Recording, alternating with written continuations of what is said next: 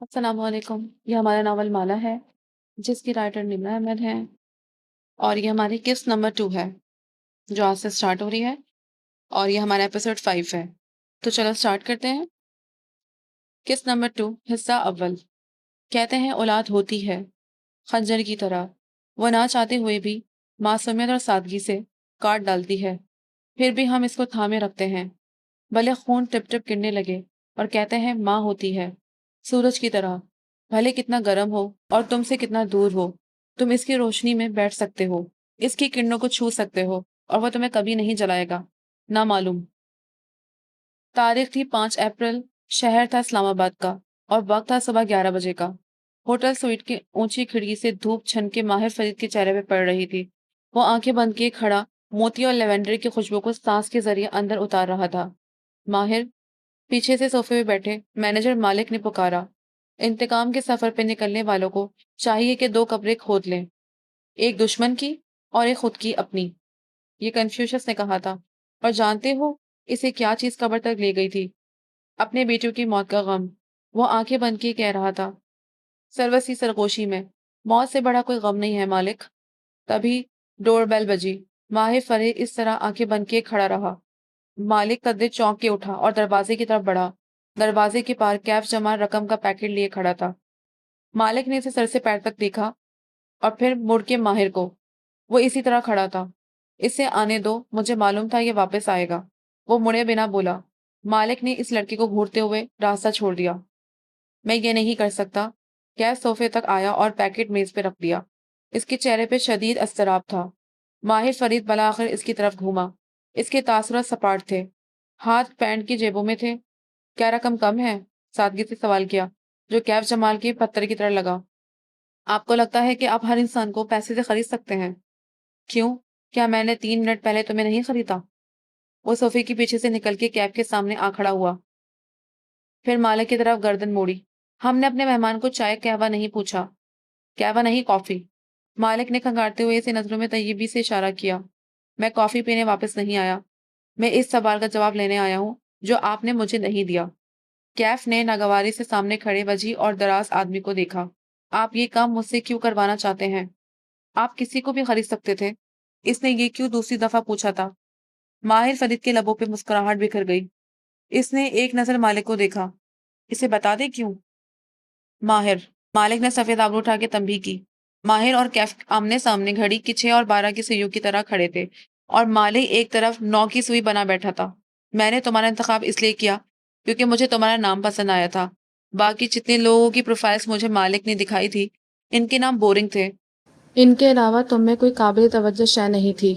वो मुस्कुरा के बोला। मालिक ने जैसे रिलैक्स होकर सांस लिया। इसके तने आंसू ढेले पड़ गए। एक लम्हे को इसको लगा था कि माहिर फरीद इस नौजवान को असल बात बताने जा रहा है।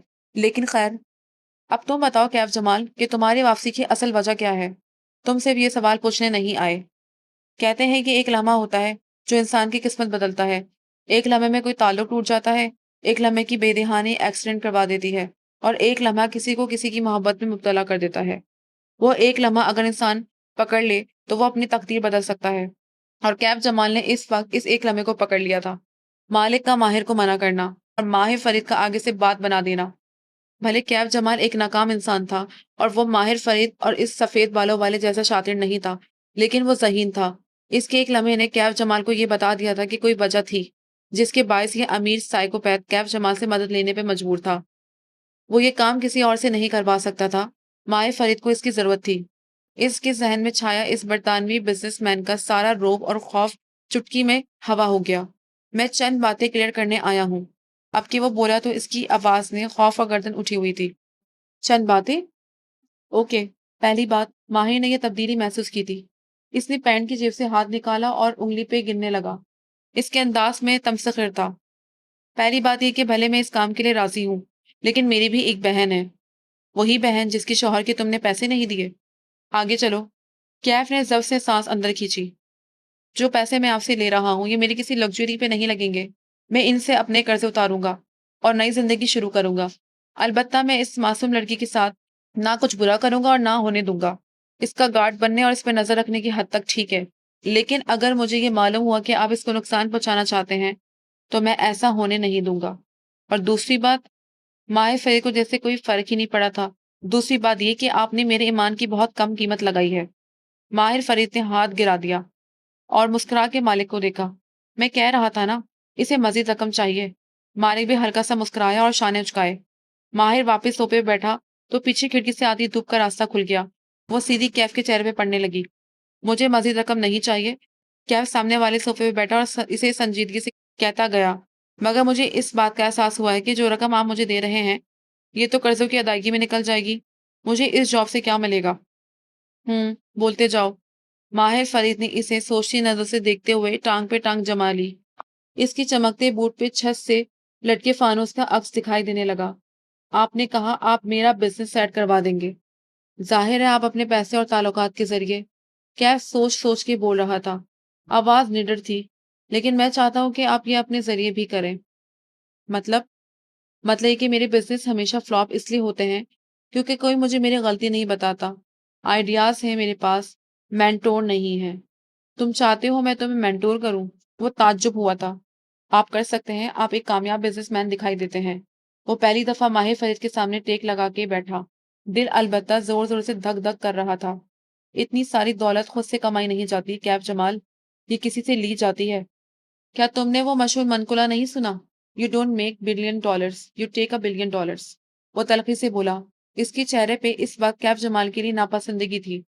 गॉड फादर, कैफ हल्का सा मुस्कुराया। लेकिन कम से कम आपको इस दौलत को बढ़ाने का हुनर आता होगा। इसलिए मैं चाहता हूं कि आप मुझे मेंटोर करें। मेरे पास बेबी सिटिंग के लिए वक्त नहीं है। मगर कैफ नहीं सुन रहा था और वो कहे जा रहा था। जब तक मैं आपके इस काम का हिस्सा हूं, मैं साथ साथ अपने बिजनेस प्लान पे भी काम करूंगा। 2 माह के इख्तिताम पे जब ये गार्ड वाली जॉब खत्म हो जाएगी, मैं अपना प्लान लेकर आपके पास आऊंगा। आप इस प्लान को देखेंगे, इसकी सलाह करेंगे और इसको अमल में लाने के लिए मेरी मदद करेंगे। मालिक के चेहरे से लग रहा था कि अब वो शदीद उकता चुका है। सुनो लड़के, अब तुम अपने कस से बड़ी बातें कर रहे हो। हमारे पास इतना वक्त नहीं। 1 मिनट मालिक। माहिर फरीद ने हाथ उठा के इसे रोका और कैफ की आंखों में झांका। मेरे मेंटर करने से तुम्हें लगता है कि तुम कामयाब हो जाओगे? जी बिल्कुल। माहिर हल्का सा हंसा। तुमने कामयाब होना होता तो अब तक हो चुके होते। तुम कैफ जमाल एक नाकाम इंसान हो और तुम्हारा बिजनेस प्लान इस दफा भी नाकाम होगा। कैफ के चेहरे पे कई रंग आगे गुजरे। इसके होंठ भिज गए। मेरा बिजनेस प्लान देखे बगैर आप मुझे नाकाम कैसे कह सकते हैं? क्योंकि वो बिजनेस प्लान कभी नहीं बनेगा। तुम अगले 2 माह जाया कर दोगे, वो बेरहमी से बोला था। और अगर 2 माह बाद में आपके पास अपना प्लान लेकर आ गया तो? माहिर फरीद फिर से हंस दिया। चलो आज तुम पे एक तजुर्बा करते हैं कैफ जमाल। माहिर, मालिक ने तंबी की, लेकिन वो इसे नहीं देख रहा था। वो इस सूरत हाल से लुत्फ अंदाज हो रहा था। मैं अक्सर सोचता था कि एक इंसान तमाम वसाइल के बावजूद नाकाम हो सकता है, क्योंकि आधी इंसानियत अपनी नाकामी का जिम्मेदार वसाइल की कमी और गुर्बत को ठहराती है। मगर तुम मेरे लिए एक टेस्ट केस हो कैफ। तुम मेरे इस सवाल को हल करोगे? इसकी आंखों में चैलेंज था। अगले 2 माह तुम्हें या तुम्हारी फैमिली को कोई माली परेशानी नहीं फेस करनी पड़ेगी। तुम्हें अपने काम के लिए बेहतरीन आलात दिए जाएंगे। जो भी ऑफिस इक्विपमेंट चाहिए, इनकी मालिक को लिस्ट भेज दो। वो तुम्हें सब मुहैया करेगा। मालिक इस बात से बिल्कुल खुश नजर नहीं आता था, लेकिन खामोशी इसकी मजबूरी थी। मैं तुम्हें 2 माह देता हूँ। तुम अपना प्लान बनाओ। 2 माह एक लंबा अरसा है। तुम दिन के चंद घंटे भी काम करो तो ये कर सकते हो। तुम घर से काम करते हो, चाहो तो तुम्हें एक ऑफिस या लग्जरी अपार्टमेंट भी फराम कर सकते हैं, जहां तुम सुकून से दिन के चंद घंटे काम कर सको। मगर सवाल यह है कि क्या तुम बिजनेस प्लान बना लोगे? इसकी चमकती आंखों में तमसखर। कैफ ने जब से सांस अंदर खींची। मैं आपको यह करके दिखाऊंगा। नामुमकिन। तुम 2 माह तक इतनी सहूलियात के बावजूद भी एक बिजनेस प्लान तक नहीं बना सकोगे। मालिक और मैं तुम्हारे जाने के बाद इस बात पर शर्त लगाएंगे, क्योंकि तुम एक सुस्त इंसान हो। तुमने कामयाब होना होता तो अब तक हो चुके होते। मैं आपसे मुख्तलिफ हूँ माहिर फरीद साहब। आप एक नॉर्सिसिस्ट हैं। आपके कैफ जमाल बोला तो इसका लहजा सपाट था। आपके लिए अपनी ऊंची कुर्सी में बैठ के बेरोजगार नौजवानों की नाकामी का मजाक उड़ाना बहुत आसान है। आप सोने का चम्मच मुंह में लिए बड़े हुए हैं। आप अपनी मेहनत से यहाँ नहीं पहुंचे। आप प्रिविलेज हैं। आपके वालिद ने आपके लिए बहुत बड़ी बिजनेस एम्पायर छोड़ी है, जिसे आप खूबसूरत लड़कियों का पीछा करने में जाया कर रहे हैं। तुम्हारे पास 2 माह हैं। इसे कैफ जमाल के अल्फाज से कुछ फर्क नहीं पड़ा था। किसी महफूज अंदाज से बोला, मगर मैं जानता हूं कि तुम 2 माह बाद भी कोई प्लान नहीं लेकर आओगे। और फिर मैं अपने हर बिजनेस डिनर पर, हर सेमिनार पे तुम्हारा किस्सा सुनाया करूंगा कि कैसे इंसान हर शय के बावजूद नाकाम हो सकता है। माहिर फरीद उठ खड़ा हुआ और हाथ मुसाफे के लिए बढ़ाया। कैफ ने एक नज़र इसके हाथ को देखा। वो लंबी उंगलियों वाला खूबसूरत हाथ था। ऐसे हाथ मुजस्मे साजों या पियानो बजाने वालों के होते हैं। कैफ ने इससे हाथ मिलाया। मैं आपको गलत साबित करके दिखाऊंगा। कैफ ने हाथ मिला के छोड़ दिया। फिर वो रुका, खंकारा। अब इसे एक मुश्किल सवाल पूछना था। अगर किसी वजह से मैं 2 माह से पहले इस जॉब को मज़ीद निभाने से इनकार कर दूं, अगर मैं इस सब को ख़त्म करना चाहूँ तो क्या आप मुझे दी गई रकम वापस ले लेंगे और अपनी मदद खींच लेंगे? वो नताइज जानना चाहता था। माहिर फरीद की मुस्कुराहट गायब हुई। वो 3-4 कदम आगे आया, यहाँ तक कि वो कैफ जमाल के ऐन मुकाबिल आ खड़ा हुआ। इसकी चुपती नजरें कैफ के वजूद के अंदर तक गिर गईं। तुमने कभी सुना है ऐसे शख्स के बारे में जो किसी दिन अचानक से गायब हो जाता है?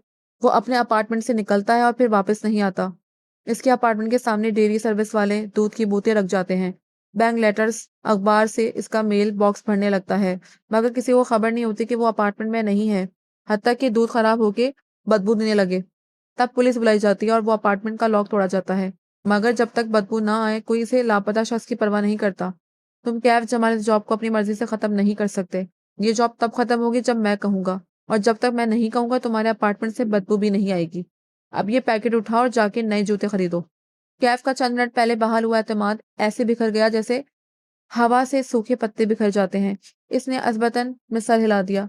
पैसे, मेंटोरशिप, अपने बिजनेस का कामयाब हो जाना, ये सब इसकी ज़रूरियात थी। लेकिन इस लम्हे इसे एहसास हुआ कि इन ज़रूरियात को पूरा करने के लिए इसने खुद को एक गलत आदमी के साथ सौदे में फंसा दिया है। मज़ीद कुछ पूछना तो अभी पूछ लो। माहिर फरीद ने कलाई में बंधी घड़ी देखी। मेरी लंदन की फ़्लाइट है। मुझे वापस जाना है, ज़्यादा वक्त नहीं है मेरे पास। कैफ जमाल ने कुछ कहने के लिए लब खोले, इसी वक्त रूम का दरवाज़ा खटका। ऐसे नहीं जैसे बैल बजाई जाती, बल्कि ऐसे जैसे कोई जूते से 2-3 दफा ठोकर मारता है। माहिर फरीद ने कैफ से नजर हटाई और मालिक को देखकर आबरू से दरवाजा खुलने का इशारा किया, मगर मालिक ने अपनी जगह बैठे बैठे महज कंधे उचका दिए। इसके पास कार्ड है, खुद खोल लेगा। कैफ अभी तक बेबस मगर चुपती हुई नजरों से माहिर को देखता रहा। इसकी आखिरी बात का असर अभी जायल नहीं हुआ था। चंद लम्हे बाद कार्ड स्वाइप होने की बीप बजी। फिर दरवाजा खुलने की आवाज आई। एक दरवाजा खुलने में कितनी मेहनत लगती है यार। तुम लोग मेरे साथ ये जानबूझकर करते हो। अंदर दाखिल होने वाला शख्स झुंझलाते हुए कहते कहते रुक गया। कैफ अभी तक माहिर को देख रहा था, लेकिन इसे पीछे खिड़की के शीशे में मध्यम सा अक्स दिखा। वो एक नौजवान था जिसके हाथ में पकड़ी पेपर ट्रे में कॉफी के डिस्पोजेबल कप्स नजर आ रहे थे। कैफ जमाल को देख के कैफ जमाल को देख के नवाड ने नजरें झुकाई, कप गिने और 1 2 3, फिर चेहरा ऊपर उठा के कमरे में मौजूद अफराद की गिनती की। अब के वो बोला तो आवाज माजरत की थी। मुझे नहीं मालूम था कि यहाँ आप 4 लोग होंगे। कैफ जमाल ने माहिर फरीद से नजर हटाई और गर्दन मोड़ के इस शख्स की तरफ देखा। कैफ को इस वक्त खुद भी नहीं मालूम था कि होटल में वो 3 नहीं 4 होंगे। मुबीन मंजिल पे मौसम बहार इस साल उदास उदास सा उतरा था। बोगन वेले के दरख्त अपने खुश रंग पत्तों के बावजूद मुरझाए हुए थे। जब से माला को माँ के भूलने की बीमारी का इल्म हुआ था, इसे लगता था कि वो एक ऐसे सरसब्ज बाग में खड़ी है जिसको पानी लगाने वाला यहाँ का रास्ता भूल गया है। और अब वो लहलाते दरख्तों को देख के सोच रही है कि क्या इनको कोई पानी लगाएगा या आहिस्ता आहिस्ता मुरझा जाएंगे। असर बासी हो चुकी थी और शाम किसी भी पल दम तोड़ने को तैयार थी। माला हैंड्स फ्री लगाए फोन ऊंचा उठाए लॉन में बैठी थी। स्क्रीन पर नजर आती माही कमजोर लग रही थी। आंखों तले हल्के बुझा हुआ चेहरा, वो तकियों के सहारे बेड पे नीम दराज थी। क्या कहा डॉक्टर ने? इस थोड़ी सी स्पॉटिंग हुई है मगर बेबी ठीक है। माही उदास लग रही थी। मुझे मुकम्मल बेड रेस्ट का कह दिया है। वैसे भी टेस्ट ट्यूब बेबी है, रिस्की प्रेगनेंसी है। माही तुम्हें मुकम्मल बेड रेस्ट करना है अब, ओके? फिक्रमंदी से अपनी छोटी बहन को देख रही थी। माला मैं पाकिस्तान नहीं आ सकूंगी। मुझे सख्ती से मना किया गया है सफर का। इसकी आंखों में आंसू थे। शादी के 5 साल में माही की 2 मिसकैरेज हो चुके थे, इसलिए इसकी की प्रेगनेंसी बहुत हाई रिस्क की थी। जान, मैंने तुम्हें पाकिस्तान आने के लिए तब कहा था जब मुझे तुम्हारी कंडीशन का नहीं पता था, और फिर तुम यहाँ आके क्या कर लोगी? माँ जरा सा भूलती हैं, हम मैनेज कर लेंगे। लेकिन अगर बेबी को कुछ हुआ तो माँ से ज्यादा दुखी कोई नहीं होगा। माँ ने 5 साल इस बेबी के लिए दुआ की है। उम्रा, हज, तहाजुद, नफिल। बेबी को कुछ नहीं होना चाहिए और फिर हम आएंगे ना कनाडा। वो नम आंखों से मुस्कुरा दी। हाँ प्लीज तुम लोग आ जाओ। इसकी आंखों में उम्मीद जागी और वो मजीद बात करती रही, लेकिन दरमियान में गैर शनासा नंबर से व्हाट्सएप पर मैसेज रिसीव हुआ तो वो चौंक गई। 1 मिनट माही कह के चैट खुली, फिर लबों पे मुस्कुराहट बिखर गई। इसने मैसेज ऊंचा पढ़ के सुनाया। कैसी हैं आप कशमाला? मैंने आपका नंबर अपनी वालदा से लिया था। अगर आप फारिग हैं तो क्या मैं आपको कॉल कर सकता हूँ? आपसे काम था। ये कौन है? माही चौंक के सीधी हुई और आबरू खट्टे हुए। जियाद सुल्तान। कशमाला ने कंधे उचकाए। इसको मुझसे क्या काम हो सकता है? जाने दो माला, मर्दों की अना इतनी ऊँची होती है कि वो औरतों को कभी काम नहीं कहते, सिवाय इस सूरत में कि वो बहुत मजबूर हों या सिर्फ़ गुफ्तगू शुरू करने का बहाना चाहते हों। सवाल ये है कि क्या तुम ज़ियाद से बात करना चाहती हो? इस सवाल का जवाब कशमाला मुबीन के पास नहीं था। ज़ियाद इसे अच्छा लगा था, एक कामयाब इंसान जिसका करियर भी था, ख़ानदानी भी था और शक्ल-सूरत भी अच्छी थी। रेपुटेशन भी इसकी एक शरीफ़ और मुअज़्ज़ज़ इंसान की थी। वो 28 बरस की थी और वो जानती थी कि अब इसे शादी के बारे में सोचना होगा। इसे शादी से कोई बेड़ ना था, बस अभी तक जो रिश्ते इसको मैसर होते, इनमें हमेशा कोई ना कोई मसला होता था। इसका कोई खाना हमेशा चेक होने से रह जाता था। ज़िया सुल्तान अलबत्ता इसके तमाम खानों में सब टिक लगाता गया। माँ की बीमारी का इल्म होने से पहले अगर ये सब कुछ होता तो शायद वो खुश होती, लेकिन कल से सारी ज़िंदगी ही बदल गई थी। इसने फ़ोन रख दिया और गर्दन उठाए जामनी पड़ते आसमान को देखने लगी। दूर ऊपर चंद परिंदे अपने घरों को वापस लौट रहे थे। हम घर को लौटने में इतनी देर क्यों लगा देते हैं कि आगे बस अंधेरा हमारा मुंतज़िर होता है। मोहित दोपहर में घर आया तो माला ने इसको सामने बिठा के सारी बात बताई। मोहित कुछ देर सोचता रहा, फिर इसने सर हिला दिया। ज़्यादा से ज़्यादा अल्ज़ाइमर्स होगा। हम इसको दवाइयों से मैनेज कर सकते हैं और आज तो माँ बिल्कुल ठीक है। शायद वक़्ती हूँ। मोहित हमेशा गिलास को आधा भरा हुआ देखा करता था। माला की तसल्ली करवा के वो माँ के पास जा बैठा। इस वक़्त वो लॉन्च के तख़्त पे बैठी सिलाइयों से ऊन का स्वेटर बुन रही थी। माही की बीबी के लिए बनने वाला ये कोई चौथा सेट था। मोहित इनसे इधर-उधर के सवालात करने लगा। माँ के तमाम जवाब दुरुस्त थे। एक बात भी नहीं भूली। माँ, आप वाक़ई भूलने लगी हैं या हमारे साथ शुगल लगाती हैं? मोहित आखिर में हँस के बोला। माँ ने परे बदतमीज़ कह के इसके कंधे पर ऊन का गोला दे मारा। गोला मोहित से टकरा के फर्श पे जा गिरा और धागा खुलते गया। किचन से लाउंज में आती माला के पैरों में गोला जाके रुका। माला, मेरे वीज़े का क्या बना? वो माला से अपने वीज़े का पूछने लगी। माहे का चौथा महीना चल रहा था और माँ का इरादा था कि इसकी डिलीवरी के वक़्त माहे के पास ही जाएगी। वो कैसे अकेली ये वक़्त गुज़ारेगी? वीज़ा जल्द आ जाएगा माँ। वो झुक के गोला उठाते हुए खड़ी हुई और धागा लपेटने लगी। इसने वीज़ा तब अप्लाई किया था जब वो रेस्टोरेंट की एक कामयाब मैनेजर थी। तब इसका इरादा था कि माँ के साथ कनाडा जाके चंद दिन रह के आ जाएगी और माँ महीनों वहीं रहेंगी। मगर अब हालात मुख्तलिफ थे। अब वो इस बात को नहीं छोड़ सकती थी क्योंकि कोई इसको पानी लगाने वाला नहीं था। माला, आर यू श्योर माँ भूलने लगी हैं? ये बिल्कुल नॉर्मल है यार। किचन में आओ, माला ने इसे घूर के अंग्रेजी में कहा। वो इसके पीछे चलता आया और किचन आइलैंड के टॉप पे बैठ गया। साथ रखी टोकरी से एक सेब निकाल के इसकी बाइट ली। मैं कह रही हूँ माँ ठीक नहीं है मोहित, तो वो ठीक नहीं है। ये देखो, वो अंग्रेजी में कितनी फ्रेज़र का दरवाज़ा खोल के दिखाने लगी कि माँ को स्पोकन इंग्लिश समझ में नहीं आती थी। माँ का फ्रिज इतना कभी खाली नहीं हुआ। हमेशा फ्रोज़न आइटम कबाब, कोफ्ते वगैरह बना के रखती थी।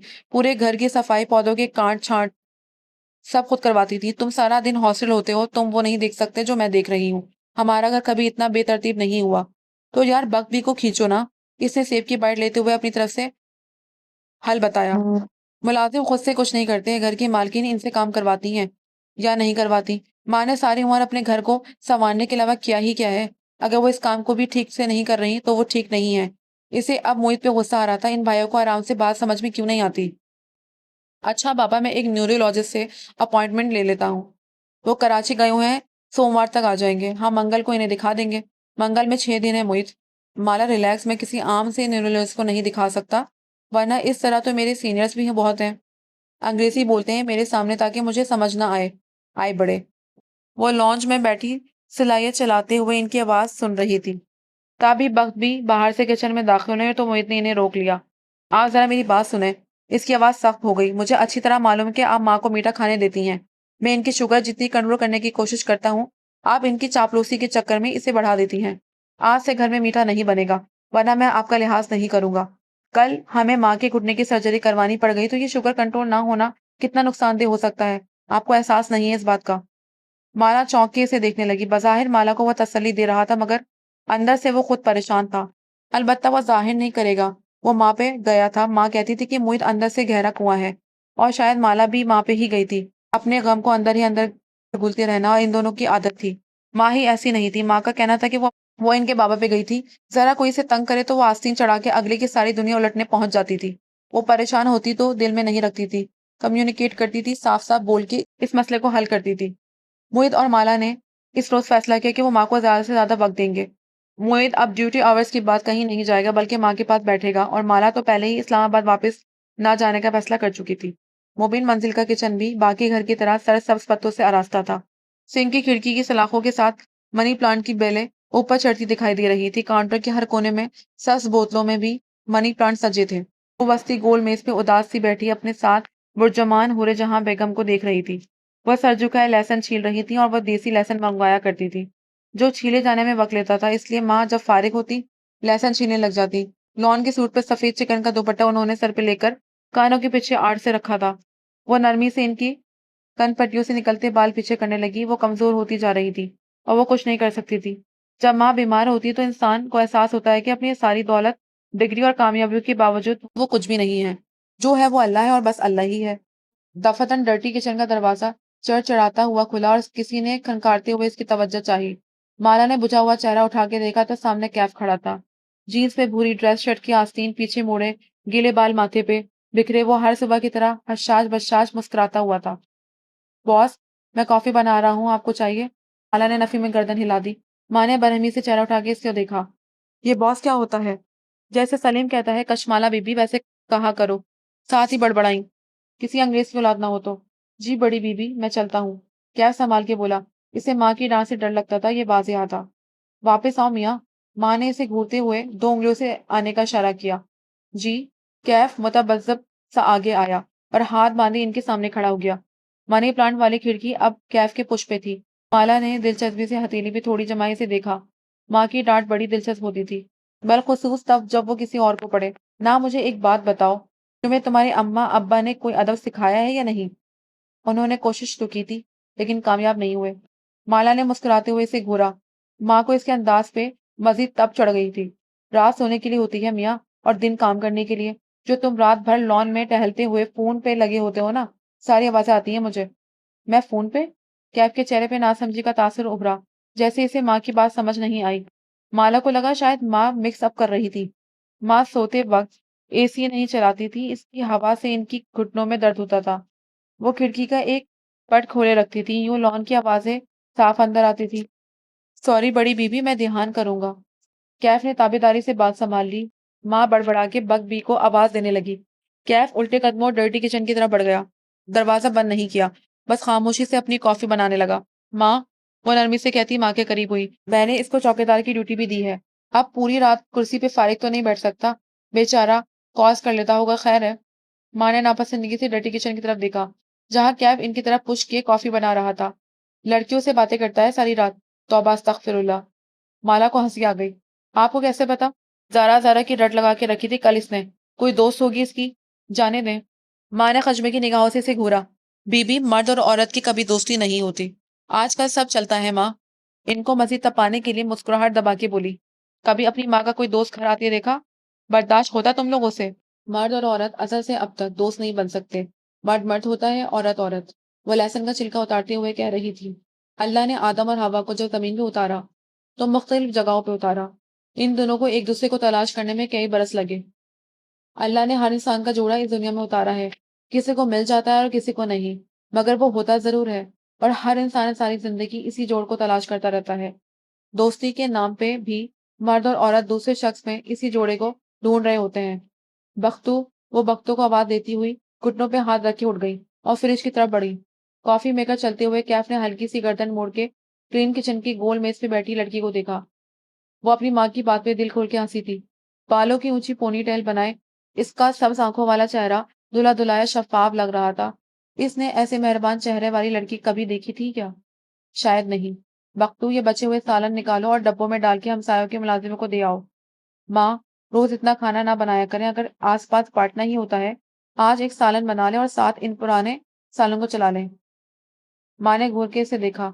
अब मैं घर के मुलाजिमों को बासी सालन दूंगी और अपने बच्चों को नया सालन? बीबी, ऐसी तफरीक तुम्हारी माँ ने कभी नहीं की। उफ माँ, मैं खा लूंगी पुराना सालन। आप बख्तबी और सलीम के लिए नया बना लें। जल के बोली। माँ ने इन लोगों को मुलाजिम नहीं रखा हुआ था, उन्होंने माँ को मालिक रखा हुआ था। खाना खिलाना अल्लाह ताला को बहुत पसंद है। खिलाने से किसी का रिस्क कम नहीं होता। माँ फ्रिज का दरवाजा बंद करके इस तरफ मुड़ी तो देखा, डर्टी किचन में खड़ा कैफ अपनी ताजा बनाई कॉफी का घूंट भर रहा था। साथ ही इसके चेहरे पे नापसंदगी दर आई। मुंह क्यों बना रहे हो? कैफ ने चौंक के इन्हें देखा। वो इसे घूर रही थी। इसने जल्दी से कप नीचे किया। इतनी अच्छी नहीं बनी इसलिए। क्यों मियाँ? बग जो चूल्हे के साथ खड़ी थी, चमक के बोली। जब मैंने चाय बना के दी थी तो कहते थे मैं चाय नहीं पीता। अब ये विलायती कॉफी हलक से नीचे नहीं उतर रही। कैफ ने मग काउंटर पे रखा और उनके सामने आया। आपकी वो बोला तो अंदाज जला कटा था। मैंने कहा था बकबी कि मैं ऐसी चाय नहीं पीता जो आप बनाती हैं, काले पानी जैसी। मैं खालिस दूध की कड़क चाय पीता हूँ जो काफी देर चूल्हे पे कड़ी रहे। ओके, नखरे तो देखो। बकबी बुरा मान गई थी। और ये कॉफी मेकर मैंने कशमाला बीबी के लिए निकाला है, क्योंकि वो भी आपके हाथ की कॉफी नहीं पी सकती। चबा चबा के बकबी को इतला दी। माला को लगा कि अब कैफ को माँ से डांट पड़ने वाली है, लेकिन खिलाफ तवक्को माँ इसे चंद लम्हे देखती रही। फिर आहिस्ता आहिस्ता वापस अपनी कुर्सी तक आई तो खुद अपने लिए बना लिया कड़ो कड़क चाय। माँ का अंदाज आम सा था। मुझे बनानी नहीं आती। इसने कंधे उचका दिए। वाओ, कुछ था जो कैफ को नहीं करना आता था। पहले कौन बना के देता था? कैफ ने जवाब नहीं दिया और डर्टी किचन की तरफ बढ़ गया। वापस आओ और कहवे का पानी रखो। मैं तुम्हें सिखाती हूँ कड़क चाय बनाना, ताकि तुम्हारे नखरे खत्म हो। माँ ने घूरगी से वापस आने का इशारा किया। कैफ हल्का सा मुस्कुरा दिया। माँ की डांट के पीछे भी इनकी फिक्र थी। चाहे मुलाजिम भी हो, लेकिन इसे इसकी पसंद का खाना पीना मिलना चाहिए। वो चुपचाप वापसी आया और इनकी हिदायत के मुताबिक कहवा रखने लगा। माला को इससे हमदर्दी हुई। माँ के साथ जो किचन में काम करता था, इसको डांट भी साथ साथ पड़ती थी। अलबत्ता कुछ था जो इसके जहन में चुभा था, किसी कांटे की तरह जो फसलों में चलते हुए पंजों के साथ चिपक जाते हैं। इसके घर में कौन था जो इसे इतनी मेहनत से कड़क चाय बना के दिया करता था? कैफ ने इस सवाल का जवाब क्यों नहीं दिया था? कहते हैं जिसने लाहौर नहीं देखा वो पैदा नहीं हुआ। ठीक कहते हैं या गलत, मगर कहते जरूर हैं। लाहौर कचमाला के लिए हमेशा एक फरार था।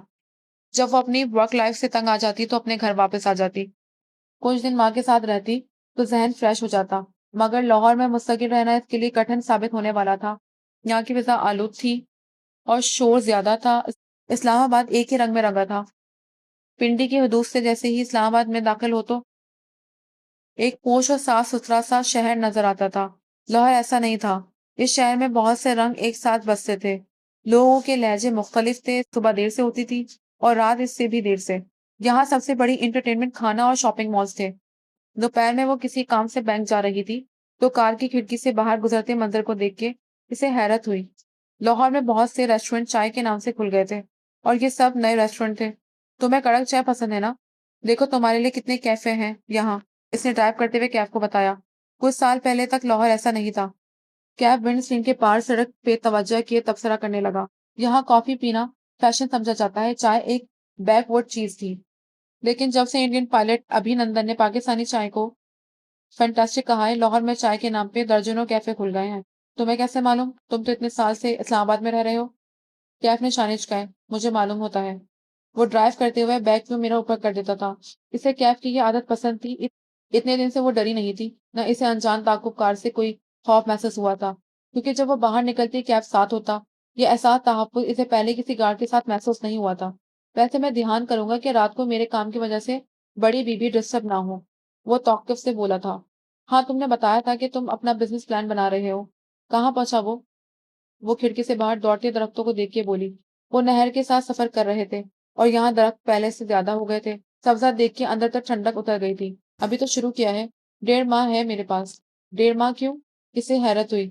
वो दरअसल वो संभला और मोड़ काटा। अपने लिए डेडलाइन रखी है।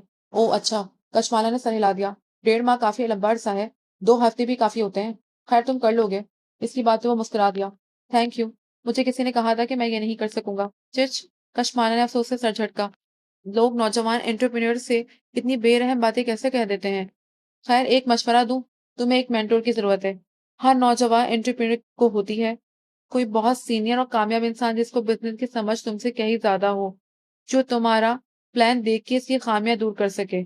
कहते हुए माला ने सोचा, क्या इसे कैफ को अपनी मेंटोरशिप ऑफर करनी चाहिए? वो इसका प्लान देख के इसको इम्प्रूव करने में मदद कर सकती थी, लेकिन जी, मेंटोर है मेरे पास। अच्छा कौन? इसने खिड़की से नजरें हटाई। दिलचस्पी से कैफ के कंधे के पुश को देखा। वो यहाँ इसका चेहरा नहीं देख सकती थी, बस स्टीयरिंग पे रखे हाथ ही नजर आते थे। आप नहीं जानती इसे?